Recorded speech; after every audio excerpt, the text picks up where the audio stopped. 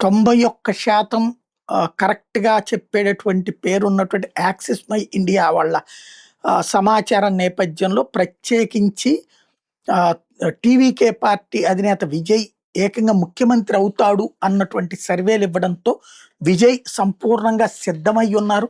మొన్ననే పార్టీ వాళ్ళకిచ్చినటువంటి సూచనలు మరొకసారి తాజాగా ఇచ్చుకొచ్చారు. నేరుగా ఎవరికి వాళ్ళు గెలిచిన తర్వాత పనయ్యూరికి రావండి. మీ మీ ఊళ్ళకి వెళ్ళొద్దు. మీ మీ నియోజకవర్గాలకు వెళ్ళొద్దు. సంబరాల పేరుతో ఆగిపోవద్దు. గెలిచిన వాళ్ళు గెలిచినట్టు నేరుగా మన కార్యాలయానికి వచ్చేయండి.